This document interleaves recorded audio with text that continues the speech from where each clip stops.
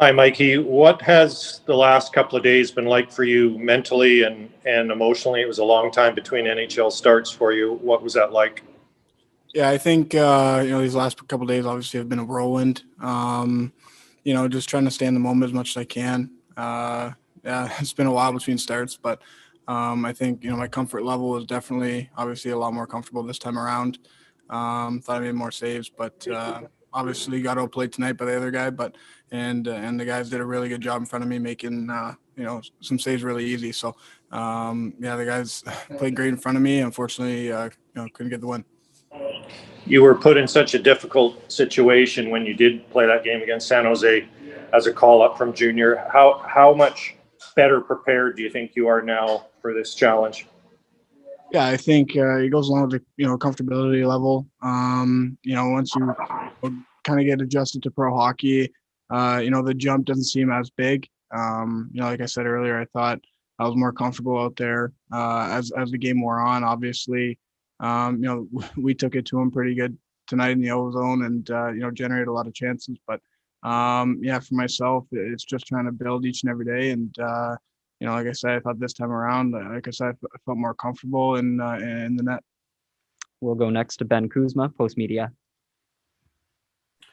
A couple from me, Mike. I'm wondering how much last year may have helped you. I mean, you were basically a practice goalie last year and kind of like the shooter tutor, and then you had your adventure in Utica. How much did all that had to be a mental strain kind of prepare you for tonight? Yeah, I think last year is kind of its own animal. You said it there. I mainly practiced last year, so really not getting the amount of games. Obviously, throughout that season that I'm used to, I just tried to make the best of each and every time I was on the ice. When I was here with the taxi squad, I never really used excuses in my life. It's just kind of take it day by day and kind of tackle whatever obstacle comes. But yeah, last year is definitely, I think, unique in a lot of ways for a lot of guys. But I think I was able to kind of round out my game a little bit more. And like I said, this year has just been a little bit of a whirlwind. But for me, I think growing each and every day, feeling more comfortable while you're here, and still trying to make an impact in a positive way when called upon. You've got 13 starts in the A this year, Mike, but it's a different game at this level. What did you notice tonight about? I mean, there was the one that deflection went over your shoulder, and then the perfect power play, bang, bang play. Do things just happen quicker at this level? These guys just that much more accurate? Yeah, I think the way they see the game, the way they think the game, obviously is a little bit different from the American League. They can make something out of nothing really quickly, and for myself, I thought, like I said, I was comfortable, but things happen quick out there. So trying to make it quick in-game reads. I'm just trying to kind of get used to that as well. And yeah, a few bang bang plays, and unfortunately, couldn't come up with those saves. Moving along to Daniel Wagner, Glacier Media. Mikey, you talked about the Canucks getting a lot of shots. You only faced 17 shots on goal. Is it sometimes difficult to maintain your concentration, your focus when you're facing so few shots as the game goes on? Yeah, I think trying to stay mentally sharp, throughout the entire game, no matter when the pucks come, you got to be ready for them. And obviously it makes it harder when they're kind of, sporadic, and especially when, you see the guys really taking it to them and generating a lot of ozone time. Trying to stay mentally sharp while the puck's at the other end. Because, like I said, things happen quickly here, and a quick bang, bang play, and it could be a great ace. So, for myself, it was just trying to stay mentally engaged throughout the game, and, try to get as comfortable as I possibly could as it wore on, and kind of learn from this game, moving forward. And I have to ask about the third goal. Was that just a matter of reaching with the blocker? Did it bank in off the stick? It was hard to see exactly what happened on that play. Yeah, I just appeared on the screen and extended my hand, and unfortunately caught the inside of the shaft, and won the net. Time for a couple more here. We'll go to Gemma Carsten-Smith, Canadian Press. Hey, Mikey. I'm wondering if you can take us through what today's been like. At what point did you learn that Spencer had been added to the COVID protocols and that it was going to be your start? I found out yesterday. It was kind of things happen quickly.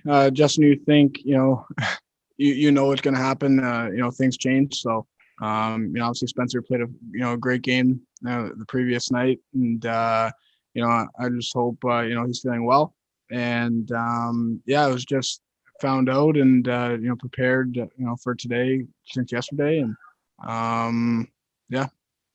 What does that preparation look like for you? It's obviously a little bit different coming into an NHL game where you haven't played at this level for a while than an AHL game where you're playing pretty much every week.